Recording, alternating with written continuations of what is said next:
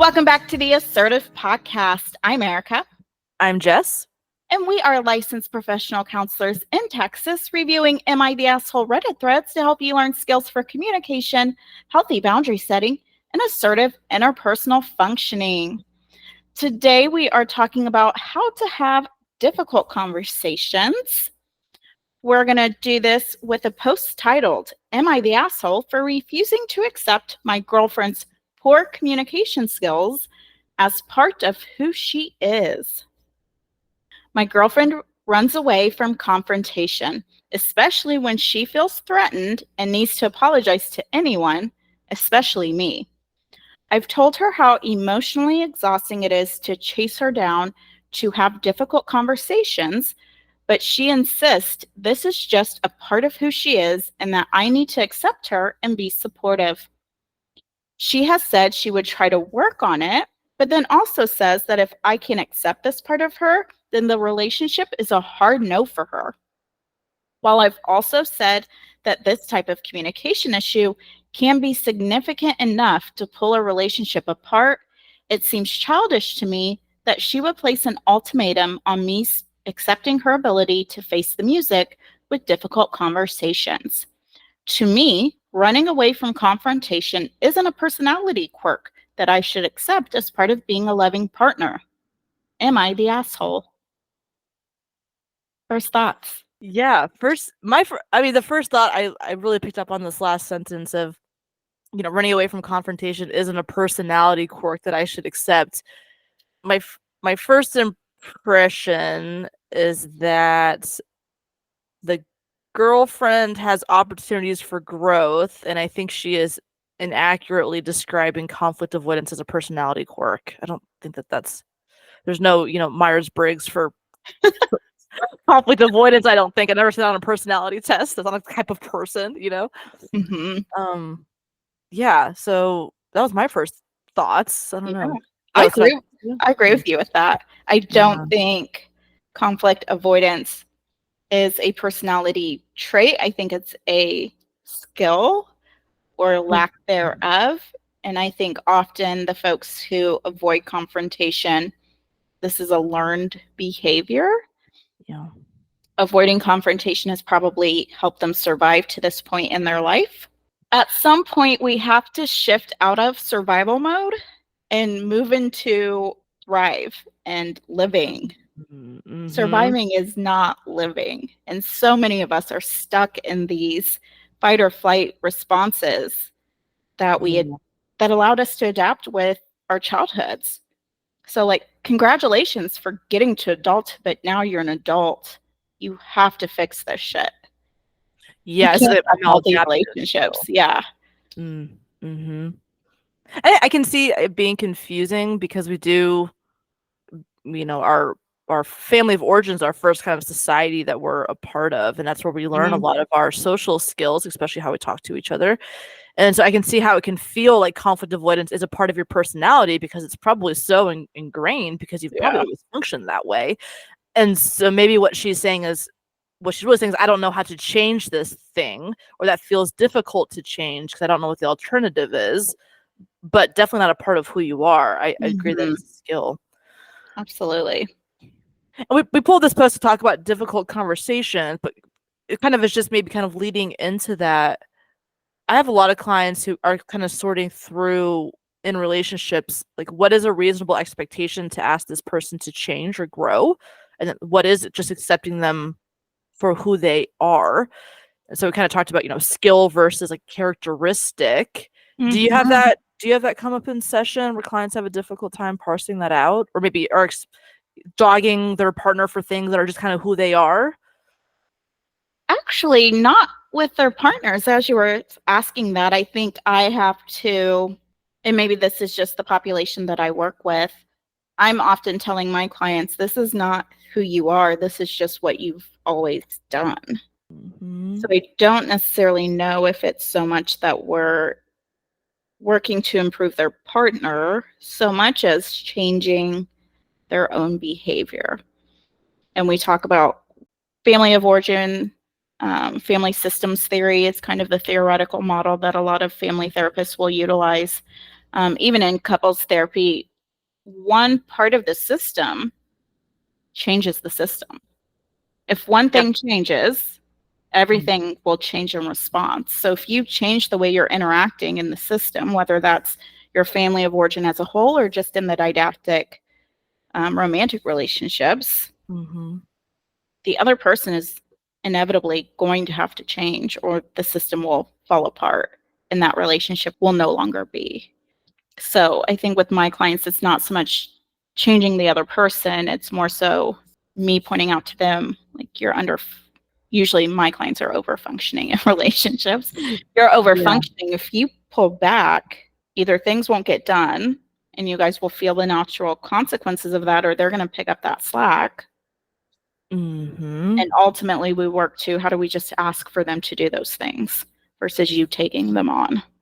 Okay. So more of kind of like what they can change instead of focusing on what the partner needs to change. It's like we can change how we react to that Yeah. so that we're less irritated or we change dynamics or something like that. Yeah.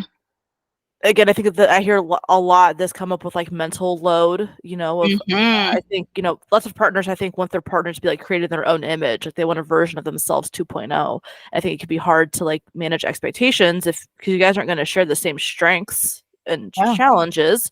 I think, yeah. So if it's a skill that the person needs to grow in, I think it's okay to bring that to their attention. But if this is a personality characteristic, then I do agree that that's not reasonable to kind of shame your spouse into changing that. That is who they are. Mm-hmm. Um, hmm.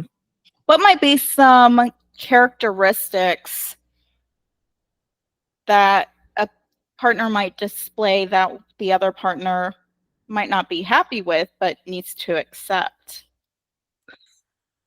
Yeah, and I think that that's like a picking your battles conversation, which I personally find to be one of the most challenging things in marriage is sorting that through. But in my work with clients, I think a lot of times, sometimes it's like quirkiness. Like maybe somebody has kind of just a bizarre habit that's kind of annoying, but doesn't really impact somebody. Like, uh, this is a harmless, like one of my clients, her husband will eat like part of dinner and then go do something else and like revisit dinner. Like he's an intuitive eater, so he'll kind of break. So it doesn't impact her, like whether they're eating together or not, he'll do this. But she gets annoyed because she's like, "Are you done with your plate? Can I clean it up?" And he's like, "No, I'm not done." So like that would be an example like this, a little quirk where he'd be able to not do that as much, but it's not hurting you. But where I think if it's impeding on somebody else's ability to be well or like the relationship to function, such as like a communication skill or disparities in effort, I think can sometimes be resolvable where one person's putting a lot of energy into the relationship and one person is not. I think that's something that needs to get changed. And I think other than that, it comes down to like expectations. But I think in terms of like what both parties are bringing to like household tasks, I think that can be really confusing to sort through. Is this person just, are they kind of lazy by nature? Maybe, I don't know. That can be hard to accept that with a partner too. Yeah. I was reading, I follow like several mental health folks on Instagram. And so over the past couple of weeks, I've actually seen two or three. But essentially, laziness could be a function of functional freeze response, where Hmm. we're putting all of our energy into just functioning at like work or with family or friends. At some point, we do actually have to freeze and we can't do anything. And so that looks like maybe our house is really messy or we're not able to contribute to household tasks. And our partner may be really frustrated with that, which is a natural Mhm. response. But again, your fear response is not a personality quirk. It's a skill you've Right. learned to adapt to life. And now life is different. We need to find a new way to adapt. Yeah. And I think that's hard when one person wants the other person to change something that the other person is not disturbed by, because like obviously this is a skill deficit in this post where if, Mm-hmm. maybe we'll talk about lazy, maybe with a partner who's like, I recognize that I'm lazy and I don't want to work on that, I want to grow. If that partner's already indicating accountability, then I think it's okay to like encourage that. But when when you want someone to change when they don't see a problem, that's an uphill battle Yeah. too. Yeah. Do you I mean, so if the girlfriend was your client, her assuredness, I think, in what she is comfortable in compromising, like I'm glad that she has a sense of self that she is not that she wants to protect from like others trying to like change her. But like what feedback would you give her in this situation? I would probably have some discussions on her core beliefs around conflict, Yeah. because every relationship is going to experience conflict. There is a healthy way to disagree and to argue. We did fair fighting in season 1. Mm-hmm. Their conflict is just a natural part of life. We can't avoid it no matter who your partner is. Yeah. You're going to have conflict, and so you need to be able to tolerate that, and you need to have some skills for that, or you're not going to have any successful relationships. So to kind of reframe conflict as from a negative and like normalize it of being like this Mm-hmm. is a part that every adult has to figure out. Yeah. Yeah. And I imagine if it's affecting interpersonal relationships, we're probably seeing it elsewhere. So I have a client who's utterly frustrated with a boss because they're so conflict avoidant. They won't address other employees' poor behavior, or one employee is verbally abusive to other folks, and complaints have been made even from like outside vendors, Wow. and nothing has been done because the manager is just so conflict avoidant. And so she could potentially see getting like stunted in her career growth. She's stunted in her relationship growth. She's probably unsatisfied in some of her friendships, holding a lot of resentments because she just doesn't want to have the conflict. So she's trying to stuff. Yeah. So I put a decent amount of money on the fact that she's an exploding doormat. Yeah. That's a lot of stuffing to have go on, huh? Hmm. Yeah. And when we think about what is if I have a conflict avoidant client, I love asking them like, what is the risk? Right? Like, what are we afraid is going to happen in this conflict? And usually it's something like somebody will become unpredictable when they're angry. So either end up in a situation that I don't know how to handle, or I'm going to feel intimidated. Yeah, or unsafe. Or unsafe. Mm-hmm. Safety is a big motivator for us. Oh, for sure. Yeah. Yeah. And when we talk about, anger, it can be a big emotion. And so I would kind of like talk like what are we afraid of? Is that risk still real? Is that still an accurate thing going on, or is this a function we don't need anymore? Yeah. For a lot of my folks, it's fear of rejection, fear of abandonment. If Vulnerability. I go through this conflict process with my partner, what happens if they leave me? If Yeah. you can't have healthy conflict in your relationship, that's probably not a relationship you need to be in. If somebody is leaving you because you voice a concern you have, that's not a healthy partner for you. They did you a favor. It doesn't feel that way, but they did you a favor by leaving.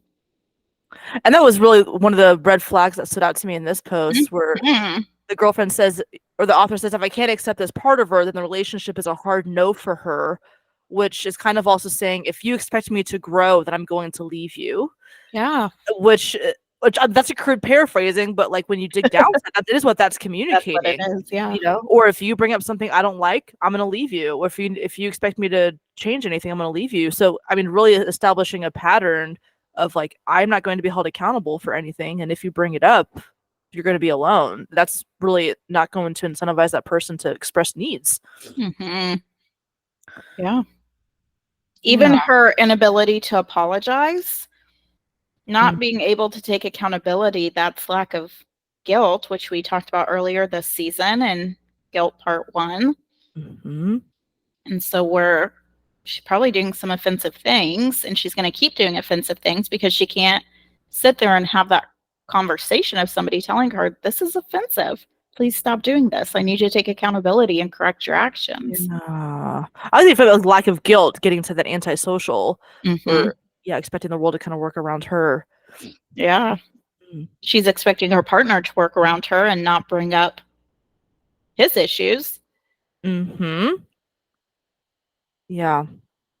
And I think when we say conflict, I think lots of people associate that with some kind of raised volume and would use that synonymously with like fighting.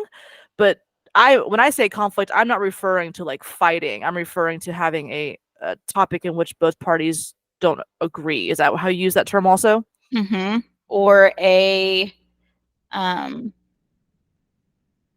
competing needs is another way that I will say that. If you guys have competing needs where one person needs this and the other person needs something opposite, there's going to have to be some type of compromise, but that will feel like conflict. But you guys have to sit down and figure out, how do we get our needs met? Yeah, when in a win-win situation there. Mm-hmm. Yeah, I find that a lot happens with like physical touch, where one person wants to be comforted by the person by touching, the other person's like, "Don't fucking come anywhere near me." And Mm-hmm. I hear that one a lot. I'm Yes. like, "Oh, that'd be hard. That's a hard competing need to have there." Yeah. Yeah, and I think a lot of distress that comes with conflict is this idea that it's pathological or something like that, and so that then it comes like, oh, we're fighting too much, we shouldn't be fighting. But I tell clients that about 60% of the conflicts that people have in marriage are reoccurring and are persistent, which means that you will have the same fights over and over and over again for your whole relationship. So I Mm-hmm. tell clients, what you are choosing when you select a partner is their set of defects that you can tolerate. And that sounds morbid, but that is what it is. If we have the same fight for our entire relationship, is that something I can tolerate? And so you really have to think about it in that way. And I think also having an expectation where like reoccurring fights is normal. That Mm-hmm. is part of it. So, and when we're having recurring fights, what is going to be successful is your goal is to increase understanding during that time. It's not to change the other person's mind. Compromise not even be an option, but in the recurring fights, you're just trying to move the needle on getting where that other person is coming from. And that's what that looks like, because it's gonna happen again, probably. Mm-hmm. And I think just like knowing that, I think can help people deal with like a sense of endearing of like, okay, here's this really annoying fight that we have all the time. We're gonna probably still have it. This is who they are. This is who I am. I can still deal with this. But Mm-hmm. having that framework in your mind when you're dating, you're picking a partner. It's like, if this never changed, could I deal with this? Yeah. Is that statistic, do you know, based off of people who've never gone to therapy or don't know how to successfully fair fight, or Oh, don't do any personal growth, or is this is just a sample size of people who have never gone to therapy, have never done self growth, self work? yeah, Um, that's a I, good. I would be curious about that, because I think when you go to therapy, you learn how to Mhm. effectively disagree and you learn how to communicate your needs. And I think Mhm. if you can master the communication piece, a lot of your conflicts are just not going to occur, or Yeah, they'll be a lot lower. Like if we're rating like 0 to 10 frequency. scale, yeah, it's Yeah, going to be on the lower end of that scale. I definitely think, yeah, that was that's from like a Gottman Ah, study. So I don't okay. know if that was after they taught them skills or before. Yeah, I'm sorry, getting some kind of client base of people in therapy. So Yeah, yeah, great question. I'm not sure. I'd like to think that having skills would change decrease that. that. Yeah, Yeah, and the reason that you're going to have 60% of fights that reoccur is because you're two different people. You know, absolutely. Yeah. unless you have a clone, right? That's how you have zero conflict, is you have the same mind, and How it's narcissistic that you married yourself. very edgy, huh? Very edgy. Uh, yeah, and so that's the richness of that comes with a relationship, is that you are diversifying what you're Hmm. exposed to, and so it's something that's frustrating, but can also be quite endearing that you both get Yeah. to maintain your individuality and you still butt heads over time. Yeah. Mm. So let's say you're dealing with a client and they're having these consistent patterns of these non-productive fights, and they don't Hmm. maybe they don't know how to go about uh being willing to start hard conversations. They have something that's bothering them, they want to talk to their partner about it, but they don't know how to go about that. What are some skills that you teach to kind of set the stage and open up difficult conversations? Yes. So when we worked with the forensic population, we had a curriculum and they had a whole session on having difficult conversations. So we have 6 basic steps for starting this difficult conversation. The first one is setting the stage. You want to make sure that both people are available mentally, emotionally, physically to have this conversation. If I had the world's longest day and I get home from work and you ambush me and say, we need to talk about this, I'm not going to be very productive having this conversation with you. Yeah. It sounds really clinical and maybe orchestrated, but if you guys set a time and say, hey, Tuesday night at 8 o'clock after we put the kids to bed, we really need to work this out. Then I know and I can prepare and I can kind of compartmentalize my day and make sure that I have the energy to give to this conversation at 8 o'clock on Tuesday. Mm-hmm. We can remove other distractions and make sure we're ready to listen. Yeah. Mm-hmm. Trying to catch somebody right before they leave or right when they come home or in between the commercials of their favorite TV show, that's not going to work. They're going to be frustrated with you. Mm-hmm. And we're already setting the stage for this to go very poorly. Mm-hmm. So make sure you guys are both on the same page and we're both in a good place physically and mentally to have this tough conversation. Next, we're going to negotiate the terms. What is our goal here, basically? Are we going to problem solve? Are we both just sharing our perspective so we can understand where the other one is coming from? We're going to separate for a little bit, think about it, and then come back and problem solve. What is this going to look like? So we have to negotiate that.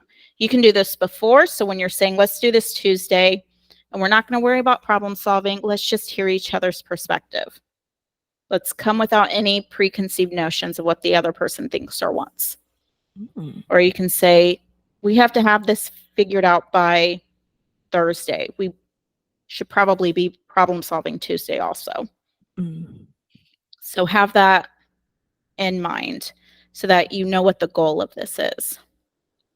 Once we have the goal, we need to focus on that goal. We're going to keep to the point and focus on the goal, and we're going to focus on ourselves. So we're not using our blaming statements. We're going to use our I statements. If you need some help with that, there's season 1 episode. I think it is labeled I statements is what it's called. Mm-hmm. Go check that one out. We give a great formula for how you do that. I statements really keep the focus on what you're feeling and thinking and how you're perceiving a situation, which in turn makes the other person feel less defensive. So if I'm saying you're a piece of shit and you don't ever help, they're going to feel defensive. If you say I feel overwhelmed and I need help, they're going to be less defensive. Yeah. If we're talking about attending kids' activities and managing practices and games, that's all we're talking about. We're not talking about who's doing the vacuuming and taking out the trash. That's not on the agenda. We want to keep this focused. If we start adding in a bunch of stuff that people were not mentally prepared to discuss, they're probably going to feel overwhelmed and they're going to start checking out. 4, we have to give the other person a chance to respond to what we've said and to state their position. So this is not a monologue where we say our 10-minute spiel and walk out of the room. This is a conversation. It has to volley back and forth. You said your piece, they get to say their piece. And you have to listen to that. You have to listen to understand, not listen to respond. Mm-hmm.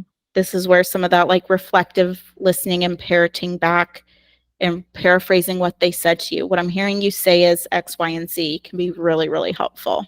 This is probably also where we may need to pull in some timeouts if we're starting to feel emotionally regulated, listening to how our behavior makes them feel, or if reliving how they make us feel starts to amp us up. Mm-hmm. we need to say, I'm feeling a little dysregulated. I'm getting really frustrated even thinking about this. Can we take 5 minutes? Let's go to the bathroom, let's refill our waters, and then let's come back. I need a second because I don't want to say anything that I don't mean. I like that. And again, if you're doing things with thoughtfulness and intention, the other person is most likely going to be really receptive and grateful to you. And it's also going to show them that one, you have the best intentions, and two, this is actually really important to you. Versus if you try and sandwich it in between the commercials of their favorite TV show, they probably don't think this is very important to you. Yeah. 5, if we've decided to problem solve, we're going to move into problem solving at this point. Now that we've each had a chance to say our piece, we're going to figure out, what do we do now? How do we attempt to resolve this and reach some type of understanding? And then lastly, we want to end on a positive note. So this could look like, thank you for taking the time to talk to me about this. I know this felt orchestrated or felt very clinical, but I'm glad we did this. This was hard. It felt really uncomfortable, but I feel better and I feel closer to you now. I like that. So, and if so, we got set the stage was item number 1. Mm-hmm. I hear a lot of clients talk about their disdain for the "we need to talk" kind of Yes. text or whatever. So, if somebody's an anxious person, they're going to be start mentally preparing a defense a lot of times if there's a "we need to talk" because they're going to try to figure out what's about to happen. Mm-hmm. So how do you? So how do you kind of coach kind of through setting the stage so that the partner know, hey, we need to have this kind of set aside time where we have this discussion. How do you, is it like the same day? Is it a couple hours notice? Does it depend on the person? How do you direct them so they don't invite like anxiety for the other person? I think one is just knowing your people. So if Yeah. you know your partner's anxious and you're telling them at 8 a.m., we need to find some time to talk tonight, they're going to worry all day and be distracted. That's probably not going to be really helpful. Mm-hmm. But also telling them right when they get home, they're going to feel ambushed. Maybe telling them we need to talk, but give them the details so that they know. Hey, we really need to figure out how we're going to manage the kids' practice schedule and game schedule and who's attending what and who's doing what. Mm-hmm. And I'd like to have that conversation tonight after we put the kids down. Is that going to work for you? Okay. So then they're like, oh, okay, this is important, but I don't need to feel distracted all day.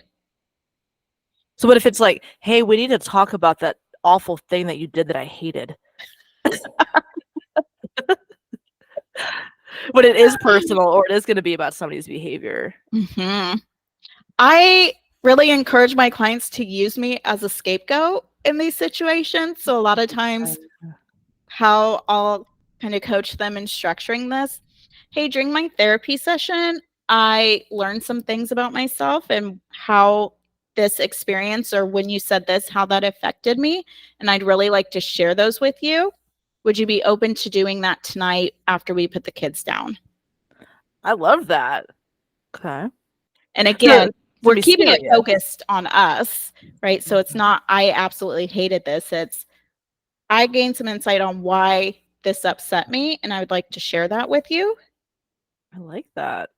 So the other person is not feeling defensive because they're just coming to learn about me. Good at that. You're using those iMessages so they know, okay, this will be a challenge because I'm going to maybe get some negative feedback, but this person's coming from a place of patience and love. Mm-hmm. So I don't need to kind of come guns blazing. Yeah. Mm-hmm. Okay.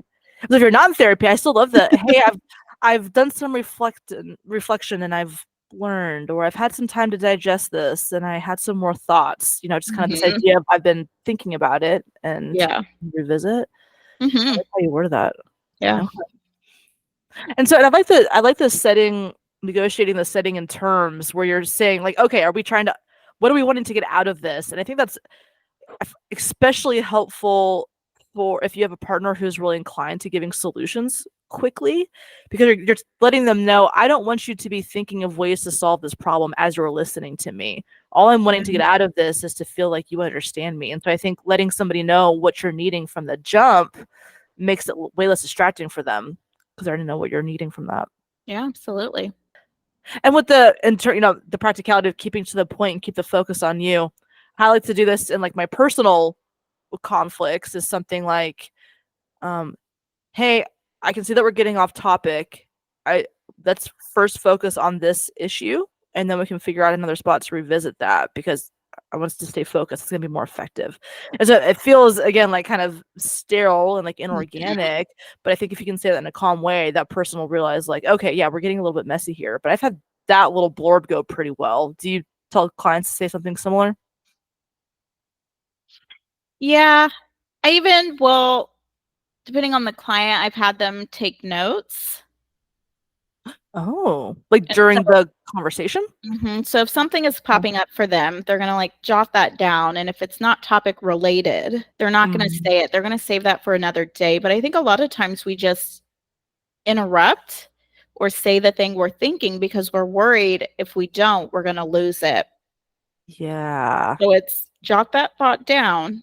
But if that's not relevant to this particular topic, we're not going to say that. We're going to save that for another day. Okay. So jot it down, not obviously they not to where they're not listening to the person sharing, but to where they can say, hold on, I had a thought, I don't want to forget it. Let me write this down really quick. Yes. Something like that. Mm-hmm. Okay. And sometimes things might seem unrelated to one person and they're very related to the other person. Like maybe if uh it almost becomes a conversation about the emotion of anger. So now we might have all these different scenarios where we're angry, and so there might be a little bit of nuance that has to happen here because they might not agree what is on topic and off topic. But again, that's where you need to clarify with your partner. Yeah. Or even clarify in the moment why that's connected for them. Yeah. Like to me, I don't see these as connected. These seem different to me. I'm curious your perspective. Tell me how these are related for you. Mm-hmm. And again, each part of this process and each step can feel very uncomfortable and No. things can get escalated and out of control. But if we keep it as a learning experience and think at each step, I'm going to learn something new about my partner, it's Mm. easier to regulate and it's easier to figure out why every time we talk about managing the kids, they talk about managing the household. Why are these connected for you? Yeah, actually And looking like for themes, huh? yeah, in a lot of our conversations, these are the two things that always come up, even though we always try and talk about just one, which tells me there's some type of connection for you. And I would love if you shared that with me. Well, I feel overwhelmed with having to do all of the housework and then making all of the kids practice, and it just doesn't seem feasible. Oh, that makes a lot of sense why this is connected for you. Mm-hmm. There's like Because an emotional side. yeah, when you're thinking about taking the kids to all their practices, you're thinking about all the things that you can't do at home that you would normally do during this time. Mm-hmm. And so that's both kind of checking in to say, like, am I understanding you correctly? And also help me understand you correctly. Yes. You're both clear, you're both improving communication and increasing comprehension by taking that little time to like kind of explore those curiosities with somebody. Yeah. So when you start to feel frustrated, if you can notice that and channel that into curiosity, the result is going to be much better, Yeah. I like which is that. hard to do. I will preface, like that is a learned Yeah, skill that's hard. in of itself. So true. Yeah. But if you can master that, your difficult conversations and your conflict are going to look drastically different.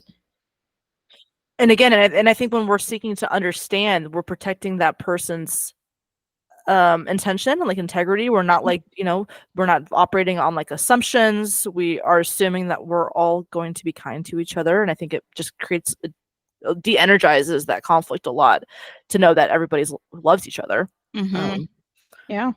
And I Yeah. think the other person really feels seen. Yeah. Oh, you notice that every time we talk about this, I'm bringing this up and these are connected. Wow. You You've are listened to actually me. listening to me. Yeah. You pay attention and remember what I'm saying. Yeah. Yeah. And this is again, like you said, like sometimes somebody might be talking about a conflict and just thinking about it, like rebristles that. Mm-hmm. And And sometimes, timeouts have to happen real time. Again, in my personal life, it's been like my partner being like, "You're getting pretty mad." Where I'm like, "Damn it, give me a second." And then I sit on the couch and I'm like, "Okay, all right," and it's just them being like, "Ah, yeah," I'm gonna recognize I'm mad, and then I take a second to kind of cool off. So that can be kind of like a real time timeout, or sometimes you do need more sustained breaks where you might need an hour or two because it does get Mhm. heated. Again, reference fair fighting on how to set timeouts and all that Yeah. good stuff. But I even think there has to be a certain rapport, because if you're in a newer relationship and somebody's saying you look like you're getting really upset or you're getting really mad, those are two different statements. Yeah, of reflection versus like assuming emotion Yes. states. Yeah. Mm-hmm. So saying like you need a timeout because you're getting mad, that's not going to be helpful versus I think right now might be a good time for us to take a timeout. I'm responding to some of the energy I'm getting from you. I can feel myself amping up in response. Mm-hmm. Let's take 5 or 10 minutes and then let's come back to this. There you go. Yeah, so definitely know, like, you'll know your person, right? Yes. Usually, if you know each other well enough, they say you're mad, they're probably right. But yeah, definitely have to take into context the comfortability with the relationship and other patterns of what's worked for that person too. Mhm. Yeah. Mhm. And I think, and I like how it has a step of like once we understand each other, then in step 5, that's when we're both agreeing to move on to problem solving. Mhm. Because and I tell this with clients, when I'm with a new client, I'm like, what's probably going to happen is like you probably have a lot that you've been wanting to talk about, and I don't want to be offering tools when I don't understand the problem. So I bet for the first couple sessions you're going to do a lot of talking, and I'm here to listen to that. And I think that too, like, that works that way in all relationships and conflict. Like if you're offering solutions before you understand the problem, that's very invalidating. It shows this conversation is too uncomfortable to me. I need to fix this right now because I can't really tolerate this. And if a person knows that, they're gonna be a lot more open to your input when they feel heard and understood. And again, Mhm. I think oftentimes it's like over functioners, or I think lots of times men tend to go to solutions quickly, which can be really Mhm. frustrating for that partner. Yeah. And I think problem solving is going to be more effective if you understand what each of you need versus if you're just focused on getting your needs met, you're Mhm. only throwing out solutions that meet your needs. If you Yeah. know what both of you are trying to get, then Yeah. you can have better solutions thrown out that have a better chance of meeting both those needs versus you just guessing at what you think they need, which again Mm. in long-term relationships may be fairly accurate, Mhm. but also you don't want to always just assume. Yeah, that's a really good point. And ending on a positive note, I like how you made the distinction of like, this doesn't mean that you fight until the fight's over and everybody has warm fuzzy feelings. There is a, there is a space where we can say, okay, we've got as much understanding as we can. Maybe we don't have a good solution. We're both pretty mad. And also I love you and it's time for bed and I'm gonna give you a hug and then go to sleep. Mhm. That just because we're mad doesn't mean that the relationship has to feel threatened, but Mhm. to still like affirm the relationship before the conflict is over. I really like that as like the last step. Mhm. And I think that can be important, especially for anxious attached folks who often Mhm. worry about abandonment in relationships. These may be the partners who are always asking, like, "Are you mad?" or "The way you said okay seemed really short. Is Mhm. everything all right still?" They may need a little bit of reassurance with conflict, especially if they're trying new things, if they're trying now to confront problems in the relationship. So for this girlfriend, if she's working on herself and starts to address confrontation, she's probably going to need reassurance, maybe Mhm. even at each of these steps, but definitely at the end, especially if there's not a resolution and we didn't get to a stopping point. It was just, okay, we didn't problem solve, but I understand where you're coming from. I'm going to think on this for a little bit. I appreciate you sharing your perspective. We're okay. I still love you. I'm not going anywhere. We're going to figure this out. Mhm.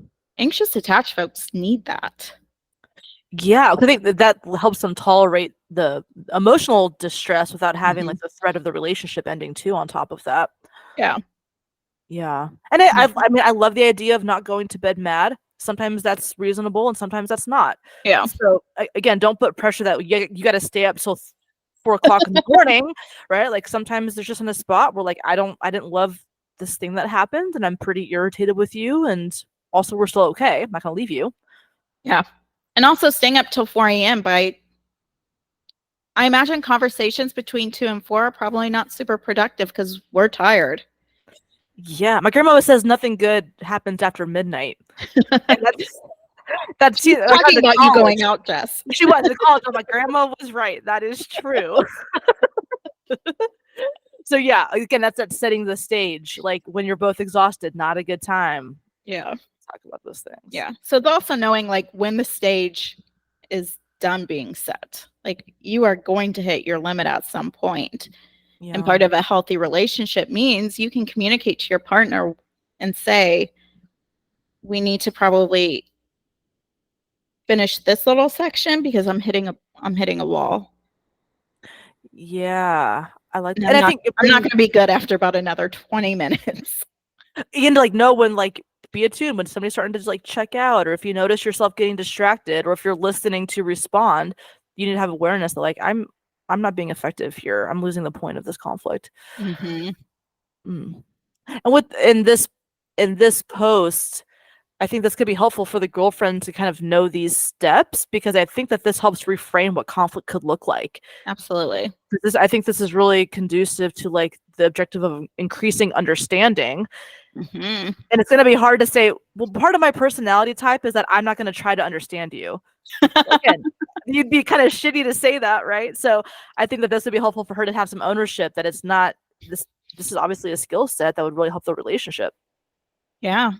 Well, I think even rephrasing, we talk about active listening and we haven't necessarily gone too deep into that, and maybe one day we will. Mm-hmm. But if he's sharing with her, when you say, I can't have conflict and this isn't something I'm willing to work on, and he's saying, I feel like this means you're never going to put effort into understanding my perspective, she's going to be like, oh, shit. That's what you're saying. That's Yeah. problematic. I don't want my partner to feel like that. Exactly. Yeah. She's going to know that immediately that she's in the wrong, I think. Mm-hmm. At least wrong in the perspective of not putting an effort to have that conversation. Yeah.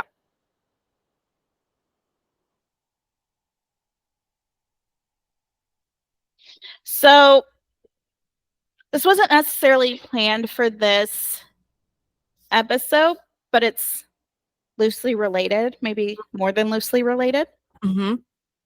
Is we do also have skills for getting to a win-win outcome, or a compromise is probably what most people would call that. Yep. So I just wanted to run through these skills as well, because I think it pairs very nicely with like how to have the difficult conversation, because ultimately we would like to get to some type of solution when we have these difficult conversations. Mm-hmm. So first we're going to state and ask. So you're going to share your position, your thoughts, your feelings, and your story. Then you're going to ask for the other person to share theirs. Okay. We're going to listen and reflect. So after you share, the goal is that they can do active listening and reflect back and make sure they're understanding your position. Mm-hmm. They share, you're going to listen and reflect back their position. Okay. Next, we're comparing and contrasting. What do we agree on? What do we both want? What do we have opposing needs? Okay. Why do you think your solution is best? And what data do you have to support that? Why do they think their position is best? And what data do they have to support that?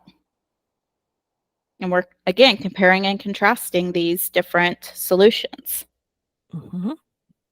And then compromising. So what are we disagreeing on? What do we agree on? What can we give up? So in this post, she's saying it's non-negotiable that I have confrontation. And he's saying it's non-negotiable that we don't have confrontation. Mm-hmm. Hard to have a win-win when those opposing needs, like you said, huh? Yes. Mm-hmm. So we need to attempt to be flexible. Typically, we're going to have some common interest. So for them, it may be they both want to keep the relationship intact. Yeah. How do we do this? How do we meet our needs and keep the relationship intact? Oh. This is also where we're offering other solutions and options. And then lastly, it may seem trivial to have this as its own separate step, but we are going to agree on what our solution is. Mm-hmm.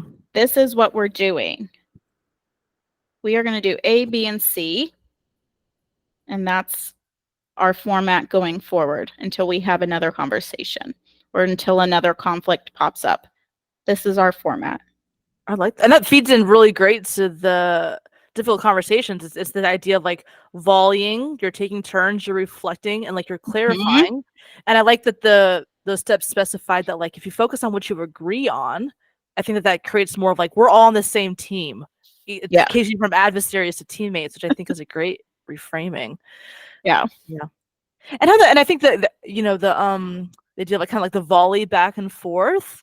What that looks like is that's one person kind of having their space to kind of monologue, and the other person says, what I'm hearing you say is that you feel blank because such and such, and what you want is, and what you're worried about, and you do those reflective listening skills, and you say, am I understanding that accurately? Is there anything else you want to tell me? Then you repeat that process. They'll monologue, you reflect it back, and then once you say, is there anything else? And they say no, and they say, I'd like to share my reactions to what you just shared. And then you're repeating that kind of process where you're both people are kind of having their space to talk. And then the other person, they're not defending or giving their 2 cents. They're just making sure that they have heard what that person had said. And the only feedback that we're giving is reflective listening until everybody is sure that we're on the same page. And then we can disagree a little bit more or look for compromise or things like that. But that's what that volley should look like, both when we're looking for compromising or when we're just in a difficult conversation. Yeah. And I'm sure in some episode we have disagreed on who the asshole is. And here we are, however many episodes later, friendship intact. Right. We talk every week. Mm-hmm. So difficult conversations don't have to have a negative impact on relationships or disagreeing. It doesn't have to. And you don't always have to get to some type of compromise or agree. Yeah. You and I can disagree on who the asshole is, and that's okay. We can live with that. Obviously, this is minuscule in the grand scheme of our lives. Right. But even in larger things, there are going to be some topics. Again, we're kind of choosing our battles where this isn't necessarily something we have to agree on. Yeah. I've had a client who talked about the challenges he had with communication, where he was like, I realized that like I had a core belief that like I have to always be right or my ego can't take it. That's problematic. Yeah. And I was like, I love that self-awareness. I love that you have words and accountability for that. And so again, if you're finding that you are, unable to reflect, you are unwilling to compromise, you might need to take a look at like your insistence on how you think about conflict, or like, if compromising feels like a blow to your ego, you need to check in on that a little bit, because like I say, like we shouldn't want people that we love to lose. If we're in a win-lose situation, that's not very loving. We should want everybody to win because we all care about each other. So if you're wanting, if your needs to dominate and be right are more important than other person's getting their needs met, that's problematic. You need to have ownership of that. Yeah. This is a great place for therapy to come into play, whether that's couples counseling or even individual counseling, to just gain awareness of your own patterns. A lot of times we do conflict autopsies in session, and I'm just working one-on-one with somebody. And I do ask them, what do you think they were trying to communicate to you? And sometimes they can only see past their original interpretation. But you have somebody else there to say, if I'm hearing this objectively and I'm giving them the benefit of the doubt that they love you and care about you, could they possibly be saying this? And they're like, oh. Yeah. So therapy can add a perspective that it can sometimes be hard to have. And that's why when I'm like, do you have one person that you could talk to about this stuff? And people say no. And I'm like, to just live in like your own squirrel brain all the time, you're missing so much like outside perspective. It is hard, like, yeah. And so, if she had like a girlfriend that she could talk to, maybe the girlfriend could say, I wonder if maybe he just kind of likes you also, but like when we're just like committed to our own beliefs, we can get really rigid. Yeah. Having support people and talking about stuff is so helpful, I think. Hmm.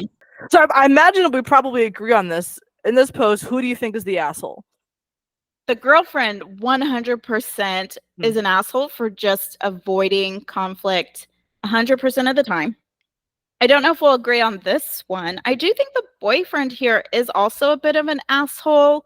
We talked about her red flags. One red flag that I noticed with him is when he's saying, I've told her how emotionally exhausting it is to chase her down, to have difficult conversations.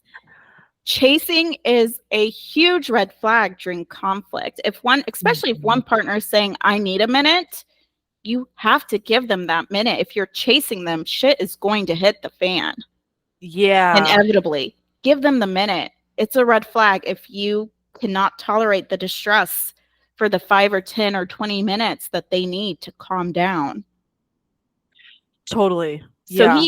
he's not blameless here. He is engaging in some red flags. I bet for her that feels really overwhelming, that she's feeling maybe swallowed up by having to take accountability, Yeah. and she's trying to manage that, and then he's following her around the house.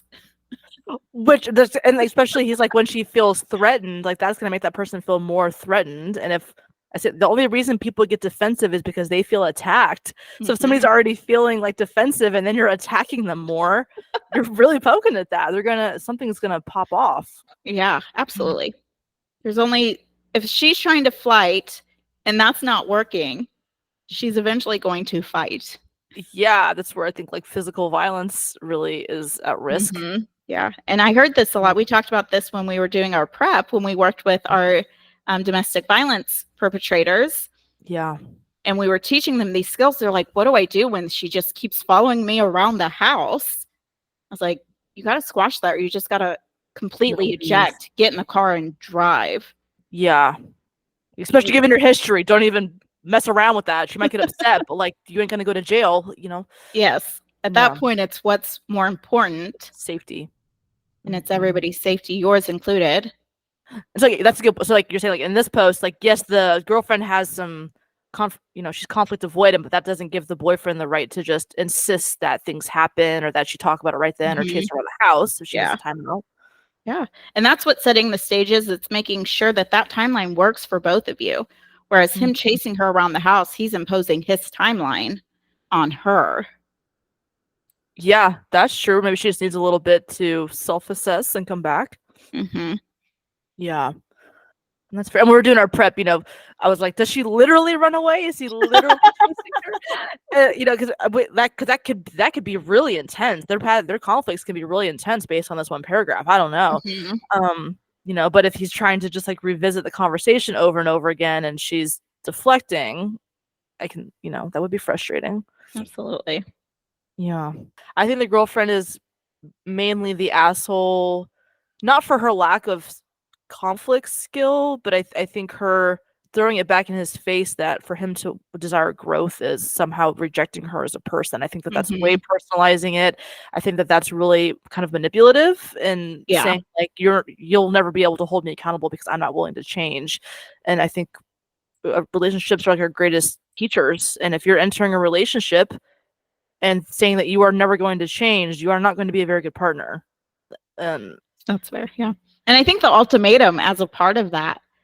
oh, totally. Yeah, that's super unfair fighting. Like threaten to leave because Hmm. he wants to have healthy conflict. That's totally inappropriate. Yeah. Okay. Any of the thoughts you got on this one?